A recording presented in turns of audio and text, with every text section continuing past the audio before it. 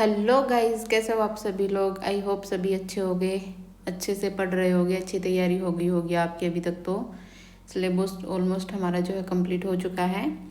आज जो हम क्वेश्चन करेंगे वो करेंगे सोसाइटी लॉ एंड इथिक्स का जो हमारा चैप्टर है, उसमें से मैंने आप लोगों के लिए कुछ क्वेश्चन जो हैं वो लिए हैं। 15 क्वेश्चंस लिए हैं, ठीक है। 15 इम्पोर्टेंट जो क्वेश्चन मुझे लगे हैं वो सारे मैंने इसमें ऐड किए हैं। तो 7 क्वेश्चन हम आज करेंगे और बाकी के बचे हुए क्वेश्चन है वो नेक्स्ट वीडियो में करेंगे, ठीक है। आप इनकी प्रैक्टिस है जो वो कर सकते हो लिख करके। और अगर आपको याद करने हैं तो आप जो है इसको नेक्स्ट वीडियो जब मैं अपलोड करूँगी तो उसके साथ मैं इसको जो है PDF को ऐप पर अपलोड कर दूँगी, ठीक है। आप लोगों को, बहुत लोगों को प्रॉब्लम हो रही है कि आप लोगों को जो PDF हैं सारी वो नहीं मिल पा रही हैं। कुछ लोगों को डिस्क्रिप्शन बॉक्स में भी नहीं मिल पा रही थी, तो मैंने जो ऐप है, हमारा ऐप जो आ चुका है, आप प्ले स्टोर पे जाओगे ना तो वहाँ से आपको ऐप मिल जाएगा। CS प्रेप बाइट्स इस नाम से सर्च करना, ठीक है। आपको यही लोगो मिलेगा। तो आपको जहाँ आपको ऐप मिलेगा ना, उसमें डाउनलोड करके आप अपना रजिस्ट्रेशन करके फ्री मटेरियल सेक्शन में जाना। फ्री मटेरियल सेक्शन में आपको सारी की सारी PDF मिल जाएंगी जितनी भी क्लासेज आज तक हुई हैं, ठीक है। तो ये सारे क्वेश्चंस आज हम इस वीडियो में करेंगे। और टेस्ट सीरीज़ है जो बहुत लोगों के, आप लोगों के डाउट हैं कि टेस्ट सीरीज़ कैसे परचेज़ करें। आप ऐप से ही टेस्ट सीरीज़ को परचेज़ कर सकते हो। अभी आज और कल के लिए ऑफ़र है, शिवरात्रि ऑफ़र, उस पर है, कूपन कोड है शिवा, ये आप यूज़ कर सकते हो। ये सभी पे एप्लीकेबल है, जितनी भी टेस्ट सीरीज़ ऑनलाइन है सभी पे अवेलेबल है, ठीक है। और आप लोग, बहुत लोगों को ये डाउट है कि हाँ भाई थोड़ा सा प्राइस ज़्यादा है। देखो भाई, प्राइस मतलब मैंने आज डिस्काउंट भी दे दिया आप लोगों को कॉपी इवेलुएट करने में। देखो कोर्स बनाने में, ठीक है, कोर्स बनाने में तो ठीक है, आपने कोर्स बना दिया, उसको सेल कर दिया, देन उसके बाद आपकी बात आती है जैसे कि जो ऑब्जेक्टिव टाइप टेस्ट सीरीज़ हैं, ठीक है। उसमें क्या है कि ऑब्जेक्टिव में आपका जो क्वेश्चन बनाना है, ठीक है, क्वेश्चन बनाना, देन उसको लाइव करना, सिर्फ वन टाइम एफर्ट है, ठीक है। हाँ भाई, क्वेश्चन से डिज़ाइन कर दिए, देन उसके बाद आपने वो जितना मर्जी सेल कर दिया। लेकिन ऑब्जेक्टिव टेस्ट सीरीज में क्या है, सिर्फ आपने क्वेश्चन बना दिए, सॉल्यूशन दे दिए। जो असली काम है वो तो जब बच्चा टेस्ट को अटेम्प्ट करा उसके बाद है ना, कि हाँ भाई कॉपी भी चेक करनी पड़ रही है। उसके बाद फिर कॉपी, एक एक बच्चे को पर्सनल अटेंशन देनी है कि आपने कैसा लिखा है कैसा नहीं। एक कॉपी को चेक करने में ही कितना टाइम जाता है, आप लोग सोच भी नहीं सकते, और कितने एफर्ट्स लगते हैं, है ना। तो प्राइस ज़्यादा नहीं है। अगर आप लोगों को प्रॉब्लम है तो आप फ्री जो मटेरियल है उससे भी हेल्प ले सकते हो, है ना। फ्री मटेरियल भी बहुत दिया मैंने। और टेस्ट सीरीज़ में ये है कि आपको थोड़ा सा ओरिएंटेड जो है क्वेश्चंस मिल जाएंगे, चैप्टर वाइज टेस्ट मिलेंगे, है ना। हर एक चैप्टर के चैप्टर वाइज टेस्ट हैं, उनके सॉल्यूशन है। टेस्ट सीरीज़ में मतलब सिर्फ टेस्ट सीरीज़ नहीं है, क्वेश्चंस भी हैं, है ना। तो उससे क्या है कि कोई ऐसा बच्चा है जिसको क्वेश्चंस को याद करने में डाउट हो रहा है, ये प्रॉब्लम हो रही है, चैप्टर को याद करने में प्रॉब्लम हो रही है, तो एटलीस्ट वो जितने क्वेश्चन टेस्ट सीरीज़ में है उन्हें याद करके वो अपना इतना जुगाड़ तो कर सकता है कि हाँ वो पेपर में कुछ तो लिख के आए। तो ऐसा टाइप जुगाड़ है कि हाँ आप पेपर में कुछ तो लिख के आओगे कि इतने क्वेश्चन, मान लो अब हम कितने मॉक करेंगे, 10 मॉक करेंगे, फुल मॉक, ठीक है। 10:15 क्वेश्चन, ठीक है। कितने 150 क्वेश्चन तो आपके ये हो गए। तो ये आप ये क्वेश्चन भी याद करोगे तो सोचो आपने 150 क्वेश्चन तो याद कर लिए हैं, ठीक है। आप नहीं भी लिख पाओगे, एटलीस्ट नहीं याद तो कर सकते हो। प्लस जो चैप्टर वाइज टेस्ट है, हर एक चैप्टर के जो है कम से भी कम 20 से 25 क्वेश्चन दिए गए हैं, ठीक है। तो इतने क्वेश्चन हो गए, कम से भी कम 300 क्वेश्चन ये हो गए हैं आपके, 300 प्लस क्वेश्चन। तो ये है कि हाँ आप इन क्वेश्चंस को भी याद करोगे तो वो भी मतलब अच्छा रहेगा, है ना। और ये है कि आप याद मर्जी जितना कर लो, जितना मर्जी जो भी करो, लेकिन जब तक आप नहीं लिखोगे तो आप एग्ज़ाम में कैसे लिख पाओगे। और उसके लिए आपको ये है कि आप टेस्ट से ये फ़ायदा मिलता है कि हाँ भाई आप टेस्ट लगा लिया आपने, तो उससे आपको सेटिस्फेक्शन मिलता है कि हाँ मैं क्या 2 आवर में अपना कंप्लीट है जो डिस्क्रिप्टिव लिख पा रहा हूँ, क्या मैं 3 घंटे में जो फुल मॉक है उनके साथ MCQs भी हैं, है ना, कि क्या मैं 3 घंटे में अपना पूरा टेस्ट कर पा रहा हूँ, सोल्व या नहीं कर पा रहा हूँ।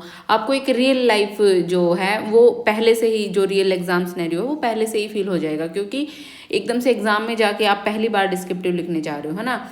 तो पहली बार डिस्क्रिप्टिव लिखने जा रहे हो तो एकदम से एग्जाम में जाके आप लोग हेजिटेट ना हो, परेशान ना हो। तो इसीलिए टेस्ट सीरीज को डिज़ाइन किया गया है, और इसीलिए आप लोगों को कमेंट्स भी दिए जाते हैं कि हाँ भाई इस तरीके से है कि आपको इस तरीके से लिखना है, इस तरीके से नहीं लिखना है। वो सारा आपका जो है जब आपके टेस्ट इवैल्यूएट होंगे तो उसमें बताया जाता है, ठीक है। और आपके जो हैं पर्सनल अटेंशन भी दी जाती है आप लोगों को, साथ में गूगल मीट भी करी जाती है। वीक में एक बार तो कोशिश करते हैं कि हो ही जाए सभी बच्चों के साथ, उनको बताने के लिए कि क्या क्या है और किस तरीके से आपको लिखना है, ठीक है।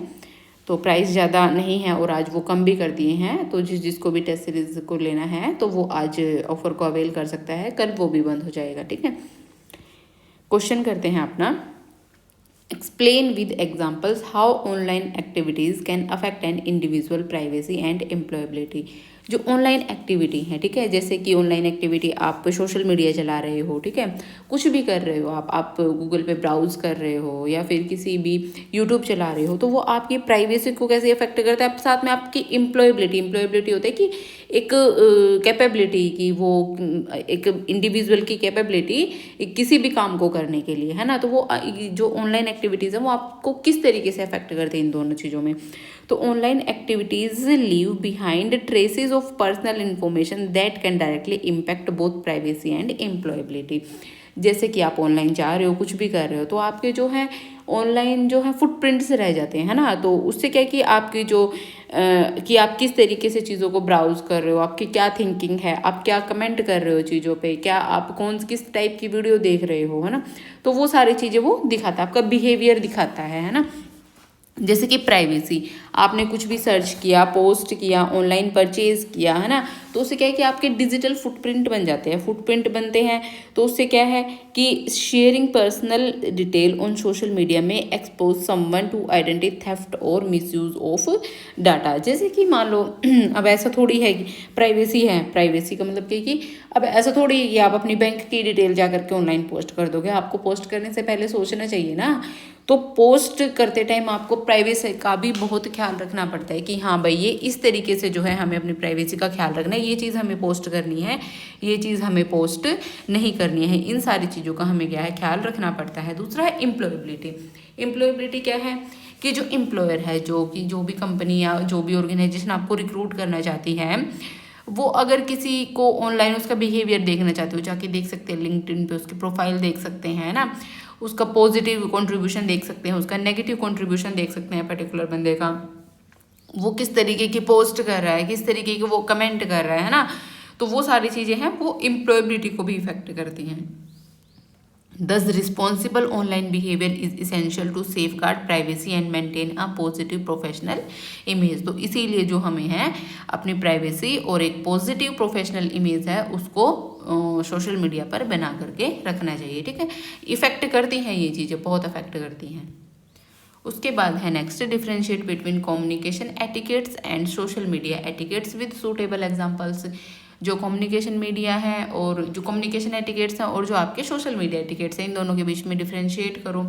कम्युनिकेशन एटिकेट्स क्या है कि आप किसी से बात कर रहे हो, कम्युनिकेट कर रहे हो, चाहे आप वर्बल कर रहे हो, चाहे आप रिटर्न कर रहे हो, चाहे आप व्हाट्सएप पे कर रहे हो, चाहे आप डिजिटल कर रहे हो, मर्जी जिस तरीके से कर रहे हो।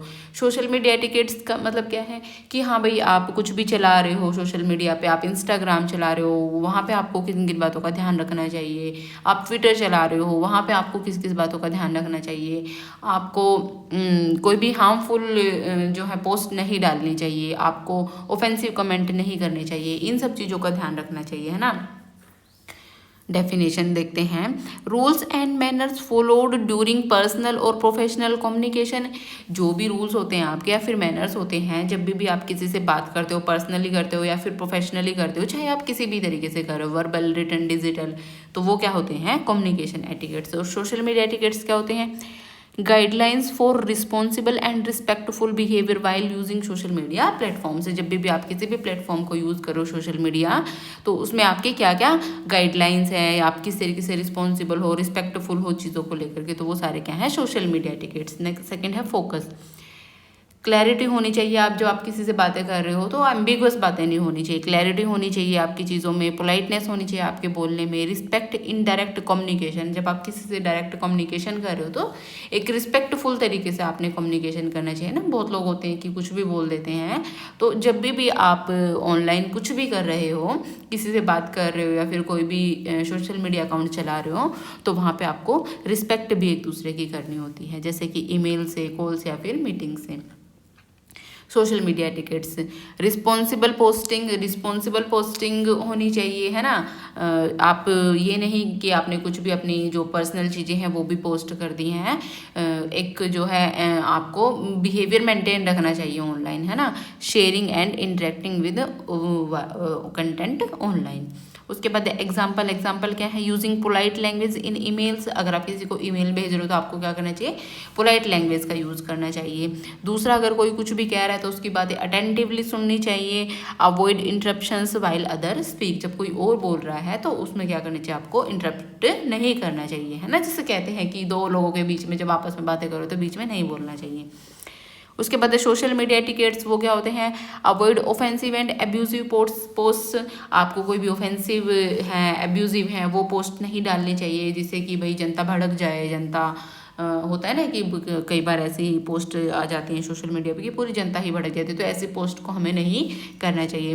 Respecting others privacy by not sharing personal data. अब ये नहीं करना चाहिए कि जैसे मान लो किसी ने फ़ोटो ली, चुपचाप किसी की फ़ोटो ले ली और फिर वो सोशल मीडिया पे पोस्ट कर दी, तो ऐसा नहीं करना चाहिए। अगर जब भी हम किसी की पोस्ट जो भी हम सोशल मीडिया पे लगा रहे हैं, अगर हम किसी फ्रेंड की भी लगा रहे हैं तो उससे पहले हमें उसे क्या लेनी चाहिए, परमिशन ले लेनी चाहिए कि हाँ ऐसे ऐसे मैंने जो पोस्ट डाली है तो क्या मैं इसको कर सकता हूँ या कर सकती हूँ, ठीक है। Giving credit when sharing online. जब भी आप कुछ भी किसी की भी फ़ोटो को यूज़ करते हो, जैसे कि मान लो आप गूगल से कोई भी फ़ोटो उठा के उसको यूज़ कर लेते हो, है ना, तो वो गलत होता है। तो आप जब भी किसी का भी काम यूज़ कर रहे हो तो उसको क्या कर, हमेशा क्या दो, क्रेडिट दो। इम्पैक्ट बिल्ड्स ट्रस्ट बिल्ड होता है इससे, प्रोफेशनलिज्म बिल्ड होता है, इफेक्टिव कम्युनिकेशन बिल्ड होता है पर्सनल और वर्क प्लेस पे। जब आप अच्छे से किसी के साथ एटिकेट्स के साथ बात करोगे तो ऑब्वियस है कि ट्रस्ट भी बिल्ड होगा नेक्स्ट बंदे का, प्रोफेशनलिज्म भी बिल्ड होगा, इफेक्टिव कम्युनिकेशन रहेगा आपका। सोशल मीडिया एटिकेट्स में इम्पैक्ट क्या रहता है हमारा, maintain a positive digital image. तो आपकी क्या है कि एक अच्छी इमेज रहेगी सोशल मीडिया पे, है ना। प्रिवेंट्स कॉन्फ्लिक्ट से बचोगे, प्रमोट्स हेल्दी ऑनलाइन कम्युनिटीज़। आप जो है हेल्दी ऑनलाइन कम्युनिटीज़ है उनको प्रमोट करते हो, ठीक है। उसके बाद है what is plagiarism, how does it differ from copyright infringement, give one example. Plagiarism क्या होता है और ये कॉपीराइट से कैसे डिफरेंस है, इसका एक एग्जाम्पल भी दो, ठीक है। जो प्लाजियारिज्म और कॉपीराइट होते हैं ना, ये दोनों ही क्या होते हैं कि आप किसी और के काम को यूज़ कर रहे हो, ठीक है। तो वो क्या होते हैं, किसी और के काम का यूज़ करना, वो क्या कहलाता है, कॉपीराइट इन्फ्रिंजमेंट भी कहलाता है, प्लाजियारिज्म, दोनों ही ये होते हैं, ठीक है। इसके नेचर, कॉन्सिक्वेंसेज और एनफोर्समेंट क्या होते हैं, इनके बीच में डिफरेंस क्या होता है, ठीक है, वो मैं आपको समझाती हूँ। देखो, जो प्लाजियारिज्म होता है ना, किसी के आइडियाज़ का यूज़ करना, किसी के वर्ड्स का यूज़ करना, किसी के क्रिएटिव वर्क का यूज़ करना, उसको बिना कोई क्रेडिट दिए, ठीक है, बिना उसको ये बताए कि हाँ भाई मैंने आपका काम किया है, मैंने आपका यूज़ कर लिया है, आपने कुछ भी, जैसे कि अभी कोई भी स्टूडेंट है, ठीक है, जैसे हम भी होते हैं, हम लोग क्या करते हैं, कई बार असाइनमेंट बनाते टाइम गूगल पे कुछ भी सर्च किया, देन वहाँ से कॉपी किया, देन अपने जो असाइनमेंट है उसमें पेस्ट कर दिया और ठीक है भाई बना दिया।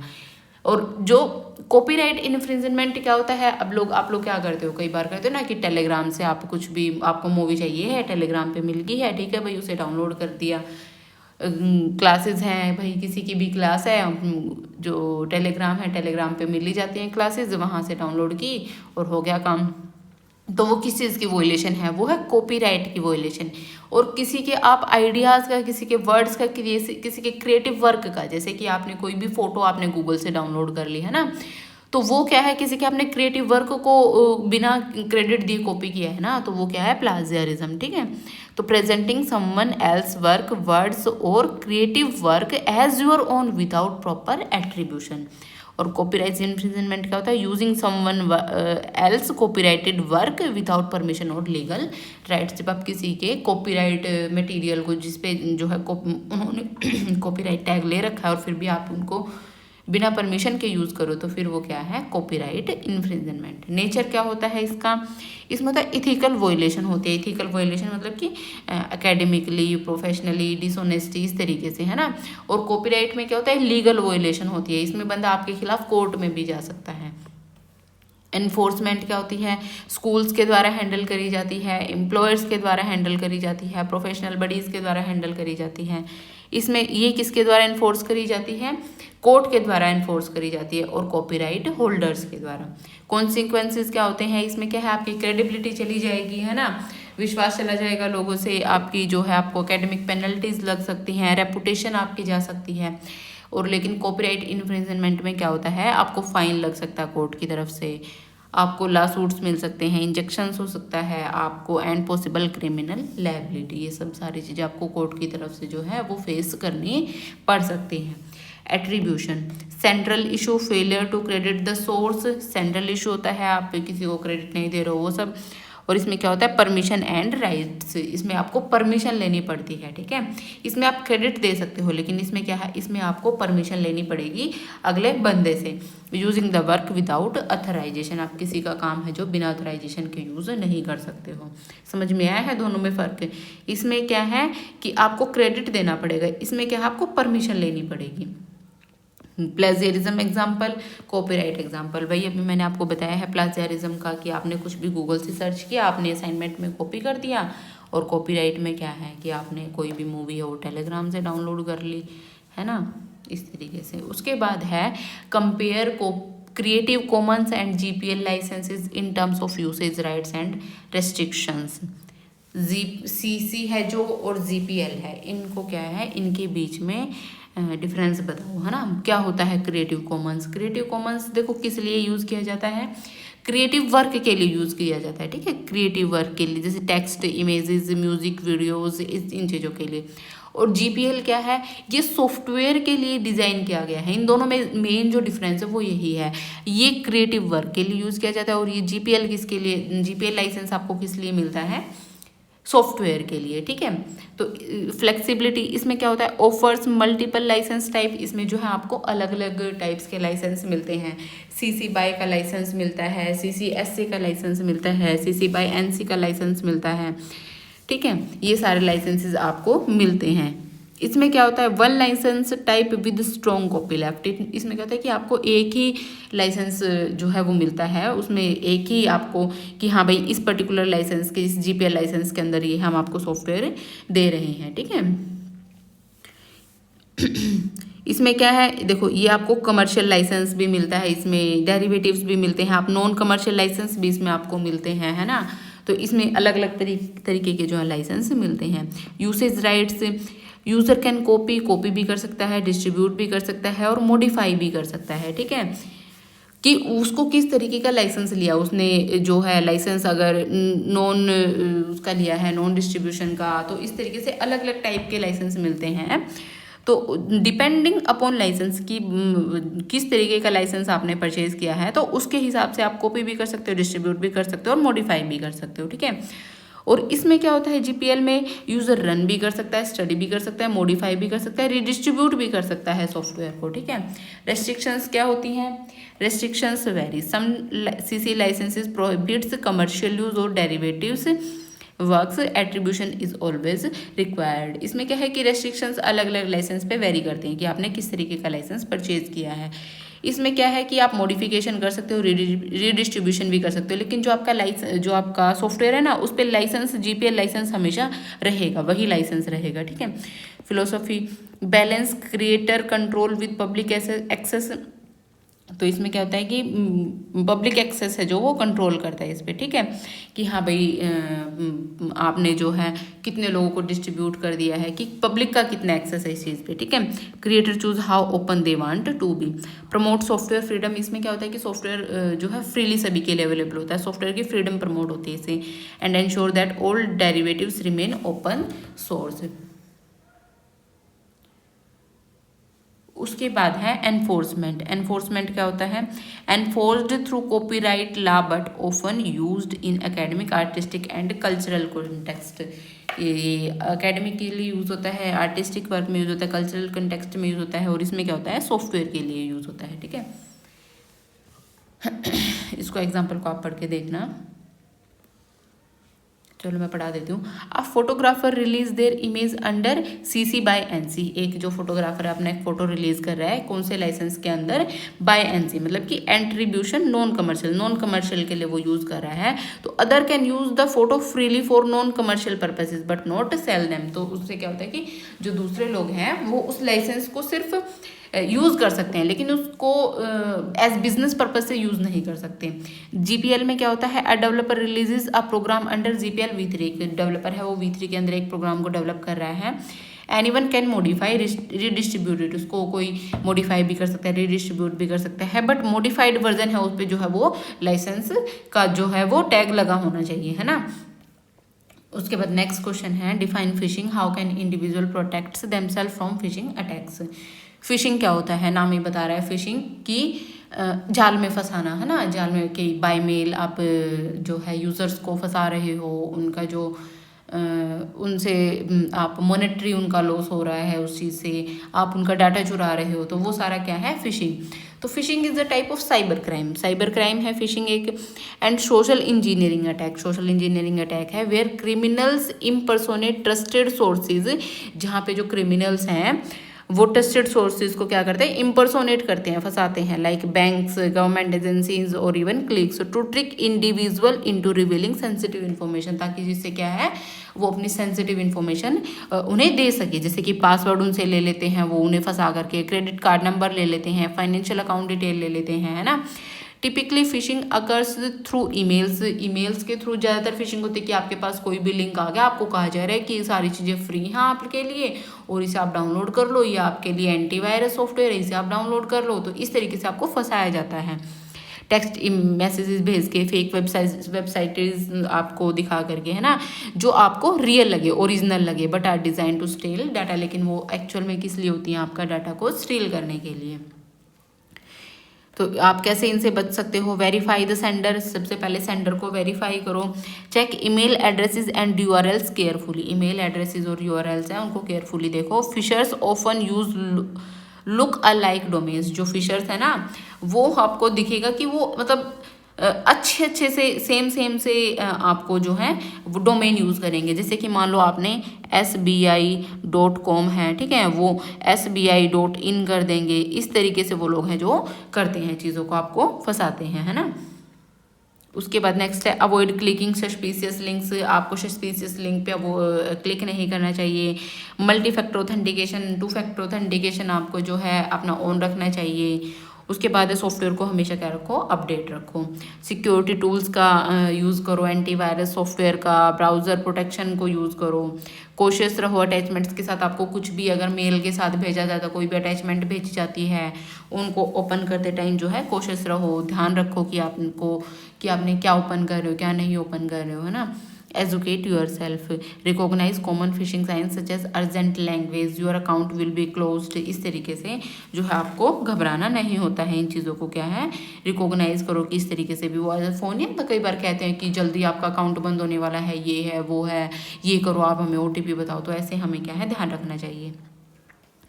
उसके बाद है suggest 4 measures to ensure safe browsing and identity protection online. 4 जो है सेफ ब्राउजिंग के मेजर्स बताओ। तो कौन कौन से हो सकते हैं वो, तो यही है, कोई भी आप कॉमन लिख सकते हो। Use strong password, unique password, अपना जो है पासवर्ड को स्ट्रॉन्ग रखो, यूनिक रखो। मल्टी फैक्टर ऑथेंटिकेशन को ऑन रखो, सॉफ्टवेयर को अपडेटेड रखो सारा टाइम, और सस्पिशियस लिंक्स और वेबसाइट्स पे क्लिक मत करो।